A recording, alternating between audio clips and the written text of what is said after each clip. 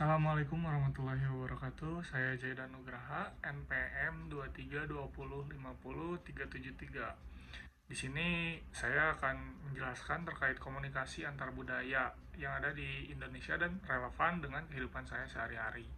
Adapun definisi tersendiri dari komunikasi antar budaya ialah merupakan kajian tentang pentingnya seseorang memahami seseorang dalam interaksi individu atau kelompok dari latar budaya yang berbeda-beda. Adapun fungsi komunikasi antar budaya ialah yang pertama itu membangun identitas.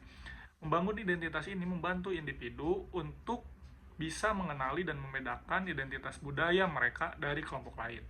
Nah, yang kedua itu ada peningkatan hubungan. Peningkatan hubungan tersendiri itu tuh untuk meningkatkan pemahaman dan hubungan antara kelompok-kelompok yang memiliki latar budaya yang berbeda-beda. Nah, adapun teori-teori komunikasi antar budaya itu yang pertama ada teori konvergensi, teori kecemasan dan ketidakpastian, yang ketiga ada teori negosiasi identitas, yang keempat itu ada teori akulturasi, yang kelima itu teori komunikasi jaringan. Adapun teori konvergensi budaya itu dikenalkan oleh Barnett dan Chet, yang mana teori ini berfokus pada bagaimana individu atau kelompok dari budaya yang berbeda dapat mencapai pemahaman bersama melalui proses komunikasi. Kemudian yang kedua itu teori kecemasan dan ketidakpastian. Teori ini menjelaskan bagaimana kecemasan dan ketidakpastian dapat mempengaruhi interaksi antar budaya. Kemudian yang ketiga itu ada teori negosiasi identitas. Fokus pada bagaimana identitas budaya dikelola selama interaksi antar budaya. Kalau negosiasi itu ya kayak kita menegokan sesuatu tetapi orang yang sedang kita hadapi itu memiliki latar budaya yang berbeda gitu. Kemudian yang keempat itu ada teori akulturasi. Akulturasi ini mengkaji bagaimana individu atau kelompok beradaptasi dengan budaya baru. Yang terakhir atau yang kelima itu teori jaringan komunikasi. Teori ini menjelaskan bagaimana jaringan sosial yang mempengaruhi komunikasi antar budaya. Oke, mungkin yang banyak terjadi teori-teori komunikasi antar budaya yang ada di wilayah saya itu yang pertama ada budaya-budaya pernikahan lintas budaya. Nah, yang saya sependek pengetahuan saya itu ada beberapa budaya yang mereka itu tidak memperbolehkan tetapi lebih ke menyarankan yang wajib gitu, seperti teori Minang. Itu tuh teori Minang tuh menyarankan kepada masyarakat-masyarakatnya untuk menikah sesama suku. Kenapa alasan mereka harus menikah dengan suku yang sama? Itu tuh mereka tuh yang saya tanya kepada beberapa orang dan saya baca dari beberapa sumber itu, mereka itu ingin meningkatkan kekerabatan.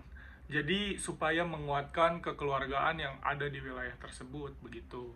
Nah, adapun aspek-aspek penting dalam komunikasi antar budaya di pernikahan lintas agama itu yang pertama kedua pasangan ini harus sama-sama memiliki kesadaran budaya, saling memahami budayanya masing-masing.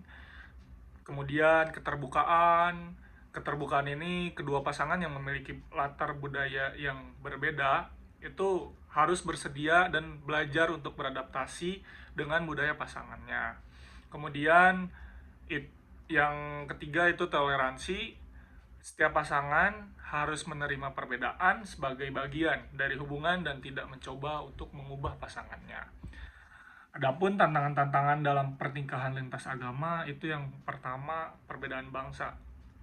Perbedaan bangsa ini yang menyulitkan dan dalam menyampaikan pesan dan memahami maksud pasangan gitu. Kadang kita memiliki pesan seperti ini tapi yang di penerima pesannya tidak sama gitu dengan apa pesan yang ingin kita sampaikan begitu. Kemudian yang kedua itu ada nilai dan norma yang berbeda. Tentunya semua budaya yang ada di Indonesia itu memiliki norma dan etikanya masing-masing. Seperti di Jawa itu contoh kecilnya di Jawa itu kalau misalkan kita bertamu itu jangan menghabiskan makanannya, itu tandanya serakah. Dan ada pun juga di beberapa daerah kalau kita bertamu itu kita harus menghabiskan makanannya karena dianggap tidak menghormati tuan rumah. Kemudian itu ada stereotip dan prasangka. Hal ini dapat menciptakan kesalahpahaman dan konflik yang berkepanjangan karena beberapa orang gitu, orang tua kita lebih tepatnya banyak mempercayai stereotip-stereotip yang sudah tersebar luas di masyarakat. Mungkin ada pun strategi yang bisa saya sarankan untuk meningkatkan komunikasi antar budaya dalam pernikahan lintas budaya itu yang pertama memahami budayanya masing-masing dengan cara belajar bahasa pasangannya. Ini dapat meningkatkan pemahaman dan mempererat hubungan begitu. Nah, yang kedua juga kita bisa menghadiri acara-acara adat masing-masing pasangan kita supaya dapat membantu kita tuh memahami nilai-nilai yang ada dalam budaya tersebut begitu. Kemudian kita juga harus terbuka terhadap pasangan, menerima perbedaan sebagai bagian dari hubungan dan tidak coba untuk mengubahnya.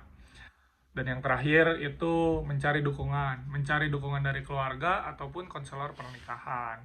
Itu pun bisa menjadi salah satu aspek yang dapat membantu kelancaran pernikahan lintas agama yang ada di Indonesia.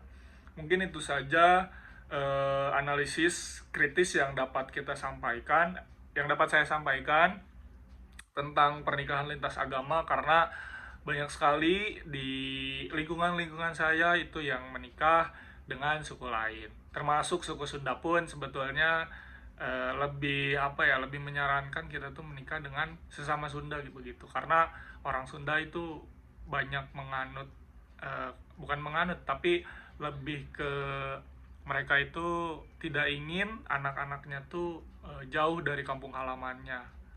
Mungkin cukup sekian yang dapat saya sampaikan mengenai komunikasi antar budaya dalam pernikahan lintas budaya. Cukup sekian. Wassalamualaikum warahmatullahi wabarakatuh.